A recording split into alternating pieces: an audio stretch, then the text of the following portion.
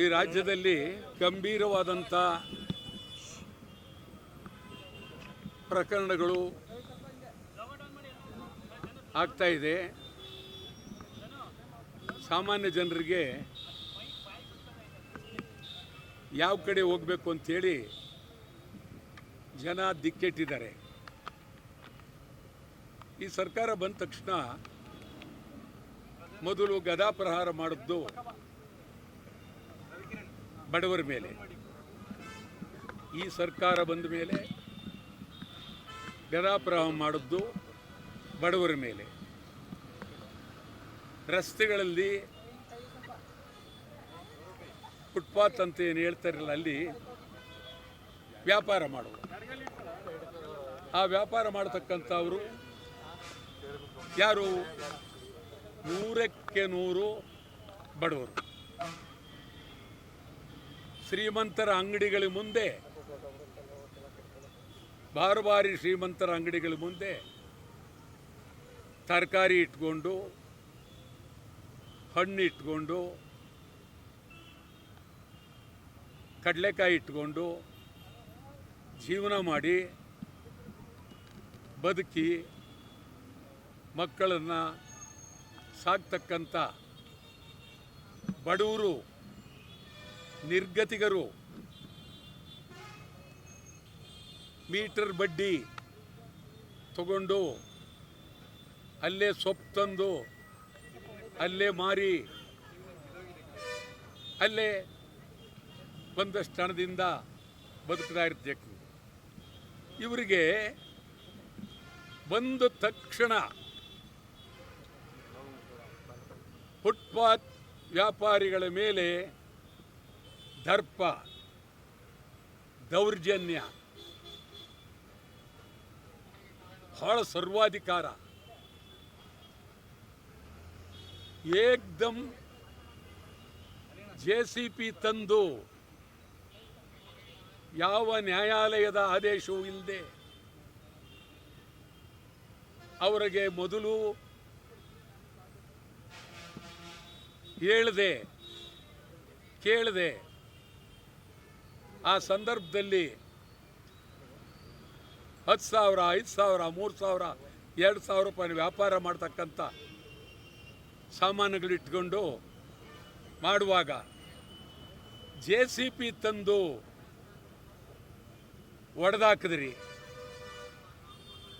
ಬಹಳ ವರ್ಷದ ಕಟ್ಟಿದ್ದಂಥ ಅಂಗಡಿಗಳನ್ನು ಒಡೆದಾಕಿದ್ರಿ. ಜಂಕ್ ಶೀಟ್ಗಳು ತೆಗೆದ್ರಿ. ಮೈಸೂರಿನಲ್ಲಿ ಶುರು ಮಾಡಿದ್ದೀರಿ, ತುಮಕೂರು ಶುರು ಮಾಡಿದ್ದೀರಿ. ಇಡೀ ರಾಜ್ಯದಲ್ಲಿ JCP ಆಡಳಿತ, ಇಡೀ ರಾಜ್ಯದಲ್ಲಿ JCP ಗಲಾಟೆ. JCP ನೋಡಿದ್ರೆ ಅದರ ಎದುರು ಧೈರ್ಯವಾಗಿ ಬರ್ತಕ್ಕಂಥವರು ಯಾರೂ ಇಲ್ಲ. ಈ ಪರಿಸ್ಥಿತಿಯಲ್ಲಿ ನೀವು ಮಾಡಿದ್ದೀರಿ. ನಿಮಗೆ ಕೆಲವು ಪಾದಚಾರಿಗಳು ಶಬಾಸ್ಗಿರಿ ಕೊಟ್ಟಿರ್ಬೋದು. ಅವ್ರಿಗೇನು ಗೊತ್ತು ಈ ಬಡವರ ನೋವು? ಅಲ್ಲೇ ಮಲಗಿ, ಬೀದಿಲೇ ಮಲಗಿ, ಫುಟ್ಪಾತ್ಲೇ ಮಲಗಿ ಜೀವನ ಮಾಡ್ತಂಥ ಬಡವರನ್ನು JCP ಹಾಕಿ ಹೊಡೆದಿರೋದು ದಬ್ಬಾಳಿಕೆ, ಸರ್ವಾಧಿಕಾರ. ಇದೇನಿದು? ಹಿಟ್ಲರ್ ಪ್ರಭುತ್ವನ, ಸ್ಟಾಲಿನ್ ಪ್ರಭುತ್ವನ? ಯಾವ ರಾಜ್ಯ ಇದು? ಪ್ರಜಾಪ್ರಭುತ್ವ ರಾಜ್ಯದಲ್ಲಿ ಒಂದು ಕಡೆ ನ್ಯಾಯಾಲಯಗಳು, ಮತ್ತೊಂದು ಕಡೆ ಪೊಲೀಸು, ಇನ್ನೊಂದು ಕಡೆ ಮಾಧ್ಯಮ, ಎಲ್ಲರೂ ಇರುವಾಗ ಯಾವುದನ್ನು ಕೇಳದೆ ನೀವು JCPಯನ್ನು ತೆಗೆದುಕೊಂಡು ಹೊಡೆದಾಕ್ತಾ ಇದ್ದೀರಿ. ನಿಜವಾಗಲೂ ನಿಮಗೆ ಗೌರವ ಇದ್ದರೆ, ಮಾನ ಮರ್ಯಾದೆ ಇದ್ದರೆ, ರಿಯಲ್ ಎಸ್ಟೇಟ್ ಬೆಂಗಳೂರಿನ ಉದ್ದಗಲಕ್ಕೂ ನಡೀತಾ ಇದೆ. ಅಲ್ಲದೆ ಶ್ರೀಮಂತರು ಮನೆಗಳನ್ನು ಕಟ್ಟಿದ್ದಾರೆ ಬೆಂಗಳೂರಿನಲ್ಲಿ. ಯಾವ ಮನೆಯನ್ನು ಒಡಿಲ್ಲ, ಯದ್ವಾ ತದ್ವಾ ಕಟ್ಟಿದ್ದಾರೆ, ಒಡಿಲಿಲ್ಲ. ಯಾರ್ಯಾರೋ ಒಬ್ಬರು ಶ್ರೀಮಂತರ ಮನೆಗೆ JCB ತಗೊಂಡೋಗಿದ್ದೀರಾ? ಇಲ್ಲ. MLAಗಳು ಒಬ್ಬ MLA ಮನೆಯನ್ನ ಹೊಡೆದಾಕ್ಲಿಲ್ಲ, ಒಬ್ಬ MP ಮನೆಯನ್ನ ಹೊಡೆದಾಕ್ಲಿಲ್ಲ, ಒಬ್ಬ ಮಂತ್ರಿ ಮನೆಯನ್ನ ಹೊಡೆದಾಕ್ಲಿಲ್ಲ, ಮುಖ್ಯಮಂತ್ರಿ ಮನೆಯನ್ನು ಹೊಡೆದಾಕ್ಲಿಲ್ಲ. ಸದಾಶಿವನಗರದಲ್ಲಿರೋದು ಮುಖ್ಯಮಂತ್ರಿ ಮನೆ. ಅಳತೆ ಹಾಕಿ ಅಗಲವಾಗಿದೆಯಾ, ನಿಮ್ಮದು ಕರೆಕ್ಟ್ ಆಗಿದೆಯಾ, ಸರಿ ಇದೆಯಾ ಯೋಚನೆ ಮಾಡಿ. ಮಂತ್ರಿಗಳು ಇಡೀ ಸದಾಶಿವನಗರ ಶ್ರೀಮಂತರ ಕೂಟ, ಬೆಂಗಳೂರು ಎಲ್ಲೆಲ್ಲೂ ದಬ್ಬಾಳಿಕೆ. ಇದು ಅಕ್ಷಮ್ಯ ಅಪರಾಧ. ಸ್ವಲ್ಪ ಹೆಚ್ಚು ಕಡಿಮೆ ಈಗಾಗಲೇ 3,000 ಕೋಟಿಗೂ ಹೆಚ್ಚು ನಷ್ಟವನ್ನು ಫುಟ್ಪಾತ್ ಜನ ಅನುಭವಿಸಿದ್ದಾರೆ. ಇದು ಹೀಗೆ ನೀವು ಮುಂದುವರಿಸಿದ್ರೆ ಮಂತ್ರಿ ಹೇಳ್ತಾರೆ ನನಗೆ ಭಾಳ ಶಬಾಸ್ಕಿರಿ ಕೊಡ್ತಾರೆ ಅಂತೇಳಿ. ಏನು ಶಬಾಸ್ಕಿರಿ? ಇದರಿಂದ ಯಾವ ಶಬಾಸ್ಕಿರಿ? ಮೊದಲು ಬೆಂಗಳೂರಿನ ಕಸ ತೆಗೀರಿ ಮಂತ್ರಿಯವರೇ, ಬೆಂಗಳೂರಿನ ಕಸ ತೆಗೀರಿ ಫಸ್ಟು. ನಿಮ್ಮ ಕೈಲಿ ಕಸ ತೆಗಿಯೋಕ್ಕಾಗಲ್ಲ, ಕಸ ಹೊಡೆಯೋಕ್ಕಾಗಲ್ಲ. ಅಧಿಕಾರಿಗಳು ಎದುರಿದ್ದಾರೆ, ಪೊಲೀಸ್ನವರು ಎದುರಿದ್ದಾರೆ. ನೀವು ಹೇಳ್ದಂಗೆ ಕೇಳಿ ನಡೀತಾ ಇದೆ. ಇದು ಒಳ್ಳೆಯದಲ್ಲ. ಮತ್ತು ಯಾರೂ ಕೇಳ್ತಾ ಇಲ್ಲ. ವಿರೋಧ ಪಕ್ಷ ಒಬ್ಬರೂ ಕೇಳ್ತಾ ಇಲ್ಲ. ಕಾರಣ ಏನು? ಏನು ವಿರೋಧ ಪಕ್ಷದವ್ರು ಎಲ್ಲರೂ ರಿಯಲ್ ಎಸ್ಟೇಟ್ ಅವರ? ಯಾಕೆ ಕೇಳ್ತಾ ಇಲ್ಲ? ಕಾರಣ ಏನು? ಈ ಜನರ ಮೇಲೆ ನಡೀತಕ್ಕಂಥ ದಬ್ಬಾಳಿಕೆ ಇದು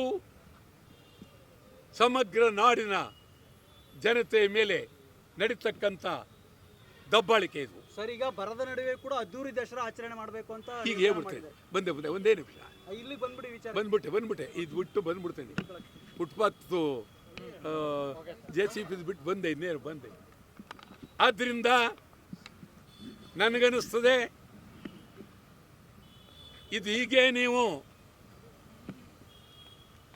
ಮಾಡ್ತಾ ಇದ್ರೆ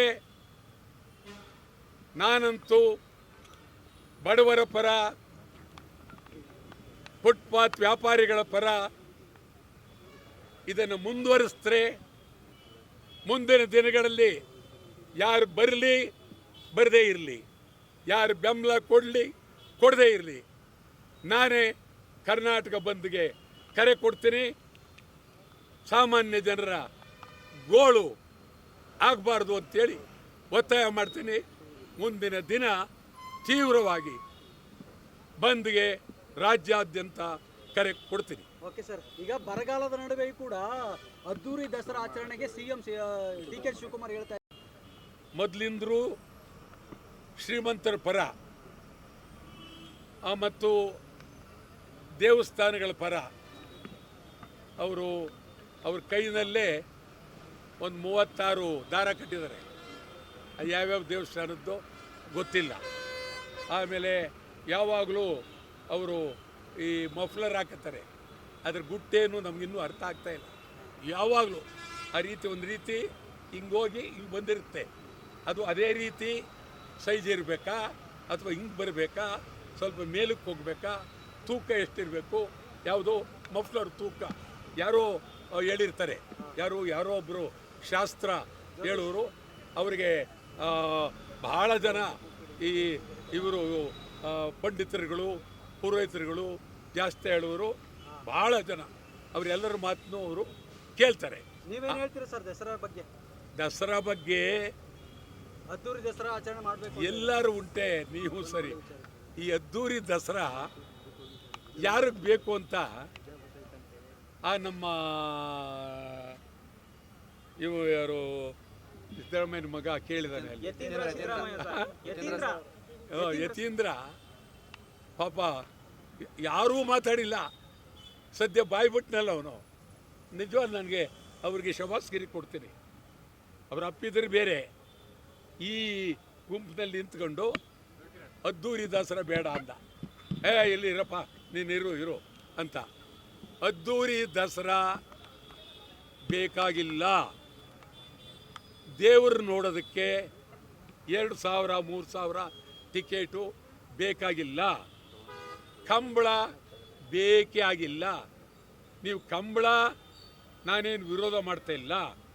ಮೈಸೂರಿನಲ್ಲಿ ಕಂಬಳ ಬೇಡ, ಮೈಸೂರಿನಲ್ಲಿ ಕಂಬಳ ಬೇಡ.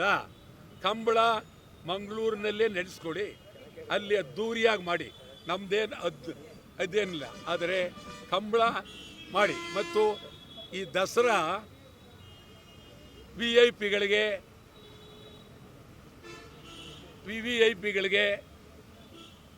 ಅವರುಗಳಿಗೆ ಮಾಡಬೇಕು, ಮುಖ್ಯಮಂತ್ರಿ ಮೆರವಣಿಗೆ ಆಗಬೇಕು, ಈ ರೀತಿಯಾದಂಥ ಭಾವನೆಗಳು ಬಂದಿದೆ. ಇದು ಒಳ್ಳೆಯದಲ್ಲ. ಸಾಮಾನ್ಯ ಜನ ಮಳೆನೇ ಇಲ್ಲ ಕೊರಗ್ತಾ ಇದ್ದಾರೆ, ಬೆಳೆ ಇಲ್ಲ ಕೊರಗ್ತಾ ಇದ್ದಾರೆ, ಬೆಳೆ ಸಾಲ ಕಟ್ಟಕ್ಕಾಗ್ತಾ ಇಲ್ಲ ಕೊರಗ್ತಾ ಇದ್ದಾರೆ, ರೈತರೆಲ್ಲ ಬೀದಿಗೆ ಬಿದ್ದಿದ್ದಾರೆ. ಭಾಳ ಕಣ್ಣೀರಿನ ಕತೆ ಇದು. ಕಣ್ಣೀರಿನ ದಸರಾ ಆಗುತ್ತೆ. ಕಣ್ಣೀರಿನ ದಸರಾ ಮಾಡಬೇಡಿ. ಚಾಮುಂಡೇಶ್ವರಿ ತಾಯಿಗೆ ಪೂಜೆ ಮಾಡಿ ಆವತ್ತಿನ ದಿನ ಮೆರವಣಿಗೆಯಲ್ಲಿ ಪೂಜೆ ಮಾಡಿ ಬಿಡಿ, ಸಾಕು. 15 ದಿವಸ 20 ದಿವಸ ಮಾಡ್ತಕ್ಕಂಥದ್ದು ಒಳ್ಳೆಯದಲ್ಲ. ಇದ್ರ ಜೊತೆಗೆ ಯುವ ದಸರಾ ಅಲ್ಲಿ ಎಲ್ಲ ಬರೀ ಪರಭಾಷೆ ಚಿತ್ರಗಳ ಹಾಡನ್ನಾಕಿ ಡ್ಯಾನ್ಸ್ ಮಾಡಿಸ್ತೀರಿ, ಒಳ್ಳೆಯದಲ್ಲ. ಕರ್ನಾಟಕದ ಸಂಸ್ಕೃತಿ, ಕನ್ನಡ ಸಂಸ್ಕೃತಿ, ಯುವ ಜನಾಂಗದ ಇತಿಹಾಸ, ಇದರ ಬಗ್ಗೆ ನಡಿಬೇಕು. ಅದರ ಬಗ್ಗೆನೂ ನೀವು ಸರ್ಕಾರ ಗಂಭೀರವಾಗಿ ಯೋಚನೆ ಮಾಡಿ. 45 ಕೋಟಿ ಕೊಡ್ತೀವಿ ಅಂತ ಹೇಳಿದ್ರಿ, ನಿಮ್ಮ ಮನೆ ಬರ. ನಿಜವಾಗಲೂ ಇದನ್ನು ಆಡಂಬರ ಮಾಡಬೇಡಿ, ಆಡಂಬರ ಮಾಡಬೇಡಿ. ಆಡಂಬರ ದಸರಾ ನಾಡಿಗೆ ಒಳ್ಳೆಯದಲ್ಲ. ಆಡಂಬರ ದಸರಾ ನಾಡಿಗೆ ಖಂಡಿತ ಒಳ್ಳೆಯದಲ್ಲ. ಇದನ್ನು ನಾನು ಬಹಳ ಗೌರವವಾಗಿ. ಸರ್, ಈಗ ನೀವು ಕಂಬಳ ಬೇಡ ಅಂತಂದ್ರೆ ಕಂಬಳಕ್ಕೆ ಸಿದ್ಧತೆ ನಡೀತಾ ಇದೆ. ಸ್ಮಾರಕ ಮಾಡಬೇಕಾ ಎಸ್ ಜಾನಕಿ ಅವ್ರಿಗೆ? ಹೇಳ್ದೆ ಈಗ ಹೇಳ್ದೆ, ಅದು ತಲೆದೆ, ಈಗ ಹೇಳ್ತೀನಿ. ಸಿಂಪಲ್ ಆಗಿ ಹೇಳ್ಬಿಡಿ ಸರ್. ಎಸ್ ಜಾನಕಿ ಅವರು ಆಂಧ್ರ, ಅವರು ಸ್ವಲ್ಪ ಹೆಚ್ಚು ಕಡಿಮೆ 42,000 ಹಾಡುಗಳನ್ನು ಹಾಡಿದ್ದಾರೆ. ಅದರಲ್ಲಿ ಕನ್ನಡದ ಹಾಡುಗಳನ್ನು ಅದ್ಭುತವಾಗಿ ಹಾಡಿದ್ದಾರೆ. ಎತ್ತಣ ಮಾಮರ, ಎತ್ತಣ ಕೋಗಿಲೆ, ಎತ್ತಣಿಂದ ಎತ್ತಣ ಸಂಬಂಧವಯ್ಯ. ಇವ್ರು ಯಾವ ಊರು? ಇಲ್ಲಿ ಇವ್ರ ಸಮಾಧಿ. ಎತ್ತಣ ಕೋಗಿಲೆ, ಎತ್ತಣಿಂದ ಎತ್ತಣ ಸಂಬಂಧವಯ್ಯ. ಬೆಟ್ಟದ ನಲ್ಲಿಕಾಯಿ, ಸಮುದ್ರದ ಉಪ್ಪು. ನಾವು ಸಮುದ್ರ, ಬೆಟ್ಟದ ನಲ್ಲಿಕಾಯಿ ಜಾನಕಿ. ಭಾಳ ಅದ್ಭುತ. ಇದೇ ರೀತಿ ಬೆಂಗಳೂರಿನಲ್ಲಿ ಮನ್ನಾಡೆ, ಬೆಂಗಳೂರಲ್ಲಿ ಸತ್ರು. ಮನ್ನಾಡೆ ಅವರು ಬಂಗಾಳದವರು, ಬೆಂಗಳೂರು ಸತ್ರು. ಅವರು ಅದೇ ಎತ್ತರ ಮಾಮರ, ಎತ್ತರ ಕೋಗಿಲೆ. ಕೋಗಿಲೆ ಒಂದು ಕಡೆ, ಮಾಮರ ಒಂದು ಕಡೆ. ಆದ್ದರಿಂದ ಎಸ್ ಜಾನಕಿ ಅಪರೂಪವಾಗಿ ಭಾಳ ಸೌಮ್ಯ, ಭಾಳ ಸರಳ, ಬಿಳಿ ಸೀರೆ, 2 ವಿಭೂತಿ ಹಣೆಗೆ, ಬಹಳ ಸನ್ಯಾಸಿ ಇದ್ದಂಗೆ. ಆ ರೀತಿ ಅವರು ನೋಡಿದ್ರೆ ನಿಜವಾಗಲೂ ಬರೀ ಹಾಡು ಅನ್ನೋಕ್ಕಿಂತ ಹೆಚ್ಚಾಗಿ ದೇವರ ಸ್ವರೂಪದಲ್ಲಿ, ಒಬ್ಬ ದೇವತೆ ಸ್ವರೂಪದಲ್ಲಿ ಕಾಣ್ತಾ ಇದ್ದರು. ಅವರಿಗೆ ಒಂದು ಅದ್ಭುತವಾದಂಥ ಸ್ಮಾರಕ ಮೈಸೂರಿನಲ್ಲಿ ಮಾಡಬೇಕು. ಇದನ್ನು ನಾನು ಮೈಸೂರಿನ ಅಧಿಕಾರ ವರ್ಗಕ್ಕೆ ಹೇಳ್ತೀನಿ, ಖಂಡಿತ ಮಾಡೋದರಿಂದ ಇದು ರಾಜ್ಯಕ್ಕೆ ಗೌರವ. ಹೊರನಾಡಿನಿಂದ ಹುಟ್ಟಿದಂಥ ಒಬ್ಬ ಮಹಿಳೆ ಕನ್ನಡದ ಹಾಡನ್ನು ಹಾಡಿದಂಥ ಸಂದರ್ಭ ಇದನ್ನು ನೆನೆಸ್ಕೊಂಡು ಅವರ ಸ್ಮಾರಕ ಅದ್ಭುತವಾಗಿ ಆಗಬೇಕು. ನಾನಿನ್ನೊಂದು ವಾರ ಬಿಟ್ಟು ಬಂದು ಅವ್ರ ಸಮಾಧಿ ಹತ್ರ ಸುತ್ತ ನೋಡಿ ಏನು ಮಾಡ್ಬೋದು ಅಂತ ನಾನು ಹೇಳ್ತೀನಿ. ತಾವು ಬನ್ನಿ, ಅಲ್ಲಿ ಹೋಗೋಣ, ನಿಮ್ಮನ್ನು ಕರಿತೀನಿ. ಭಾಳ ದಿನ ಆಗಿದೆ, ಅಲ್ಲಿ ಹೋಗೋಣ, ನೀವೆಲ್ಲ ಬನ್ನಿ.